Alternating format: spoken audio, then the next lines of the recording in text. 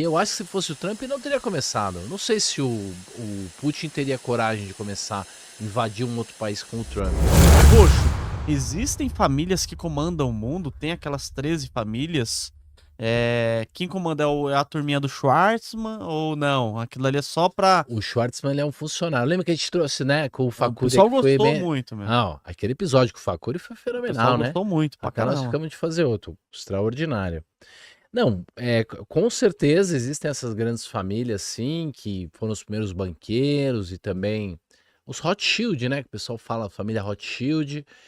Diz que eles são super a favor do inimigo, assim, satanistas, se eu posso usar esse termo aqui. Pode sim. Diz que aquelas festas que foram retratadas no filme do Kubrick, chamado De Olhos Bem Fechados, com o Tom Cruise e a moça que era a mulher dele lá, aquela Nicole Kidman, diz que retrata essas festas reais mesmo, as festas de máscara que aconteciam aí nas mansões desses Rothschild aí.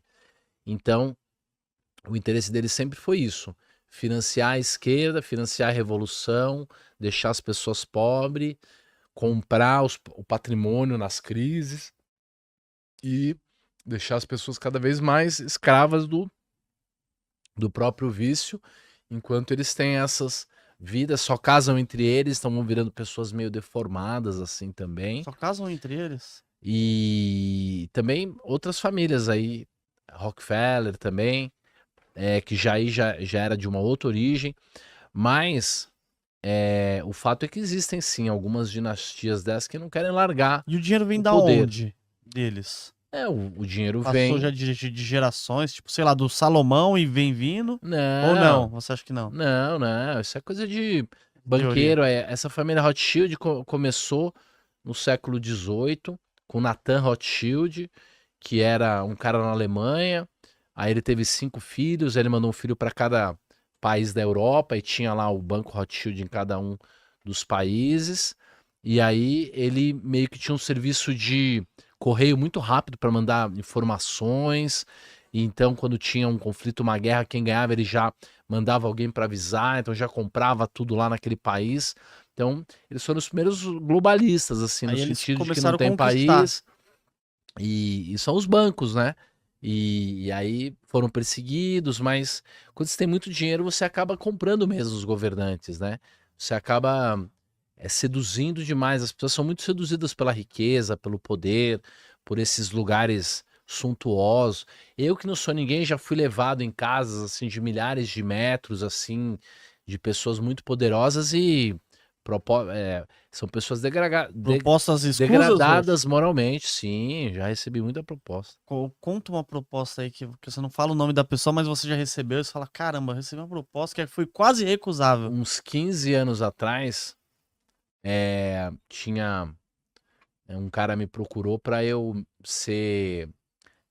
abrir uma empresa de investimento com ele, que eu ia ganhar um dinheiro, que ia dar certo e tal. Eu abri a empresa, depois estava certo, a gente foi assinar o contrato com a outra instituição, e aí ele me levou num restaurante, uma casa de vinho lá chiquérrimo, chamou lá uma champanhe de R$ 3.000 lá, Na com época era muito safra, mais, né? Imagina. muito, muito.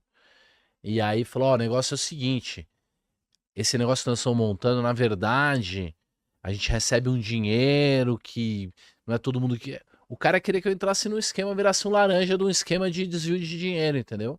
Caramba, olha. E aí tentou me cooptar ali e por pouco, assim, eu não vendi minha alma, que eu tava numa situação Você precisava fragilizada naquele da minha momento, né? vida. Então, assim, as pessoas vão tentar te comprar. E se você for vendido, então não aceite convite para ir em festa, jantar, balada, quartinho cheio de gente, fazendo oba-oba, porque é uma foto que tirem sua, é uma atitude, um dinheiro Acaba que com a você sua vida, né? recebe. Não, você vira um refém mesmo. Pro resto da vida você vira um escravo. Então existem vários repórteres, jornalistas, artistas que diz que os grandes poderosos têm dossiês enormes e faz dos caras Gato e sapato. zumbi. E Roxo também, né? Essas grandes famílias que controlam o mundo, o pessoal acredita aí que você tá do outro lado, você fala, ah, mas é besteira, não é? Mas pega as 5 empresas que detém 80 a 90% do consumo mundial de comida. Então você pega lá algumas empresas, que eu não vou nem falar o nome aqui para não dar problema, Sim. mas são 5 empresas. Essas 5 empresas, com certeza você vai entrar na minha casa, na casa do Roxo, e 80% dos produtos serão delas. É um detergente, um sabão em pó. E a mesma empresa que tem o detergente, sabão em pó, tem o arroz, tem o feijão, tem o iogurte que sua filha toma. E essas empresas também, que tem essas 5 empresas, elas também têm participações em indústrias farmacêuticas. Então, muitas vezes, você vê uma empresa gigante, tem 2 empresas que praticamente comandam o mundo, né? Essas empresas, elas têm participação em tudo. Então, se tiver uma guerra agora, se estourar uma guerra, elas estão ganhando Ganha dinheiro. dinheiro com E, na tudo. verdade, você pensa que, como que vai ganhar dinheiro com uma guerra? Elas têm participação em empresas que jogam lá o míssil e eles acham que o míssil é Lockheed barato. Martin procura essas ações. Depois que em 2022 começou em fevereiro o conflito lá da Ucrânia, da Rússia, que eu acho que se fosse o Trump não teria começado. Eu não sei se o Putin teria coragem de começar a invadir um outro país com o Trump. E as ações dessa empresa, por mais que duplicaram, acho que triplicaram desde o começo do conflito em 22. Por quê? Ela que faz os mísseis, ela que faz os aviões, ela que faz uma série de coisas. E outra coisa, né, Roxo? No caso lá de Israel, para você ter uma noção de o quanto que é cada interceptação de Israel no Domo de Ferro, eles gastam $150 mil para fazer uma interceptação. Cada Então, um. cada míssil. Cada míssil. Então, isso mesmo. teve dia aí que foi 4 mil mísseis, acho que foi 4 mil mísseis lançados, aquele Sim. ataque ferrado que teve do Irã contra Israel. Imagina uma empresa dessa que detém essa tecnologia. Então é muito dinheiro que vai para essa empresa, né? E por isso também que lá em Israel tem alguns lugares que eles deixam cair míssil, porque é muito caro para Israel se defender. Então às vezes vai cair lá numa zona que Eles não tem calculam, ninguém, né? eles deixam, tem Eles sempre calculam um a cara. trajetória. Eles vai calculando a trajetória, vai ver onde vai cair, então eles deixam cair. Então você que tá do outro lado aí, pensa que não existe essas teorias, mas uma indústria mesmo, eu vou te dar o exemplo. Um tempo atrás o Bill Gates falou de um que poderia ter um super vírus, e depois aconteceu. Aí você começa a olhar e fala, meu, o cara previu o futuro? Então como que, né, é muita coisa que você tem que, no mínimo, analisar e olhar, né, Roxo? Sim. Quiser ver aí, pode ver também, viu, Eu Roxo? tô acompanhando mesmo os eleições. resultados e as pesquisas e tal. Mas assim, dando continuidade ao que a gente estava falando, eu acredito inclusive que com a eleição do Trump, uma própria crise mais pesada pode ser postergada. Então, não temos sinal de crash, de colapso hoje. A economia americana, ela segue num patamar assim que não está demonstrando sinais de fraqueza por enquanto. E se a gente conseguir, né, um movimento muito grande assim de austeridade, de investimento em novos negócios, uma dinâmica aí de uma tentativa de diminuir o endividamento e tal, eu acho que a gente pode ter um período de otimismo no mundo. Mas tem que ficar de olho aí nos sinais e tudo, porque muito otimismo também acaba gerando um crash, né? Então, o pessoal continua muito otimista aqui no X, né? O galera que tá acompanhando a gente aqui, quase 500 pessoas e apenas 380 likes. Vamos dar Deixa o seu like aí, like galera. aqui, se inscreve no canal que não é inscrito. E, Roxo, também tem uma coisa ruim do Trump ganhar e os Estados Unidos ir bem, viu? Sim. Porque, assim, se o Trump ganhar, ele vai querer arrumar a taxa de juros, abaixar a taxa de juros lá, começar a aumentar a produtividade, melhorar os Estados Unidos como um todo, né? Então a taxa de juros, a tendência é baixar. Porém, se abaixar a taxa de juros, o Brasil continuando arrecadando muito, mas gastando muito mais, o Brasil ele tem que subir a taxa de juros. Ele vai ser obrigado a subir a taxa de juros. E isso daí vai acontecer o quê? O Brasil subindo taxa de juros e os Estados Unidos abaixando, o dinheiro pode começar a sair daqui, né, Roxo? A economia não vai esquentar aqui e a gente pode ter um colapso no Brasil ou não? Você não acredita? Então, a taxa de juros alta, ela representa duas coisas. se as pessoas estiverem otimistas com aquele ativo ou com aquele país, então significa oportunidade. Mas se as pessoas estiverem vendo risco, um risco de um problema fiscal muito grave, de um calote, de uma inadimplência, alguma coisa assim, então os juros vão continuar altos e ninguém vai querer investir, que é o cenário que você colocou. Isso. Vamos ver o cenário que os economistas, que o pessoal de mesa, de banco, de fundos de investimentos está traçando para o resultado da eleição. O que eles dizem é que uma vitória da Câmara seria melhor para as bolsas, para os mercados emergentes. Por quê? Porque é uma tendência do dólar desvalorizar, é uma tendência de não aumentar tanto as tarifas, como é uma das propostas do Trump. Então, o que esse pessoal de mercado tem dito é isso, que existiria um otimismo maior para os mercados emergentes se houvesse uma vitória da Câmara. Eu acho que isso é uma espécie de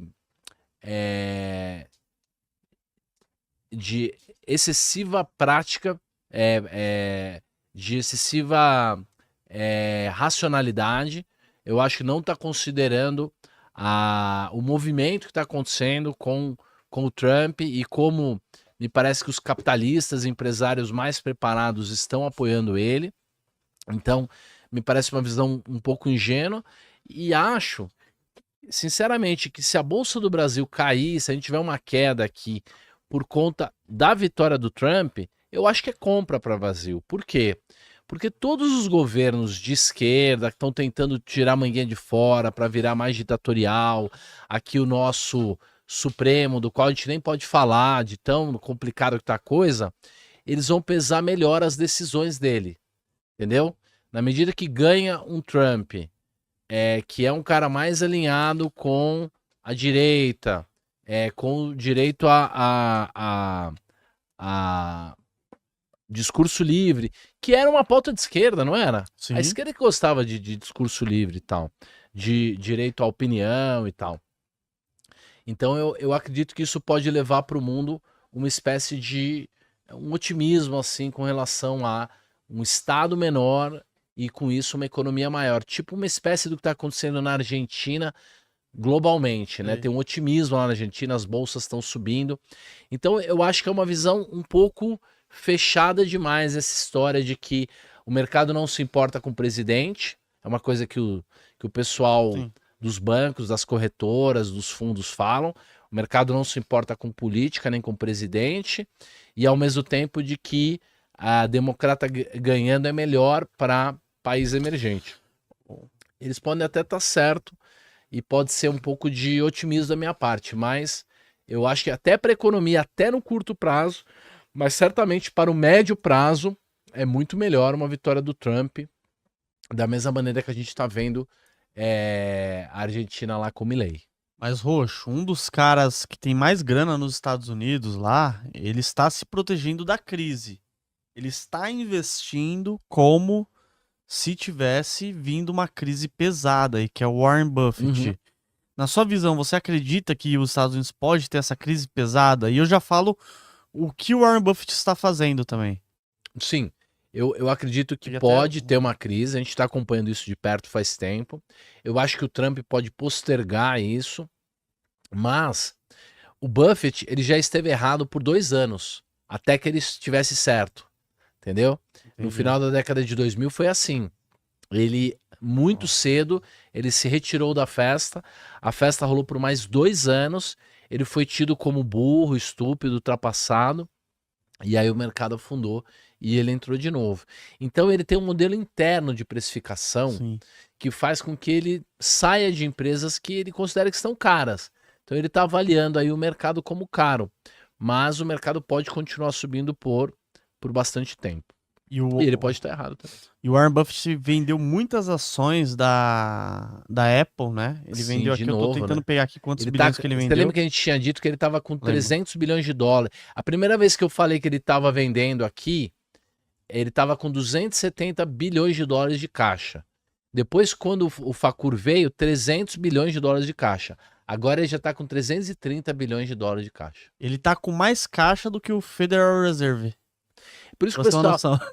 o pessoal fala assim, a China tá vendendo os treasuries americanos, não sei quem tá saindo da dívida americana, vai ter a crise da dívida americana. O maior investidor do mundo tá comprando dívida americana, porque todo o dinheiro dele ele tá pondo em títulos públicos de curto prazo. Ele tá vendendo as ações dele da Apple, colocou Em títulos públicos. em Treasuries Bill, né? Que É. é o T-Bill lá. O pessoal ficou falando, eu não conheço o T-Bill, eu conheço o T-Bill. Uhum, O pessoal até ficou brincando lá no outro, né? Treasury Bill, que é o tesouro americano lá, é igual o Tesouro Selic aqui. E ele tá investindo muito nesse título aí curto, né? E ele já tá se preparando. E ele já também colocou lá uma ordem na empresa dele para não comprar ação nenhuma, segurar, esperar o que vai acontecer. Então aí que fica, né? Um dos caras mais famosos do mundo, Warren Buffett, está se protegendo de uma possível crise. E você, o que você está fazendo, né, para se proteger de uma crise?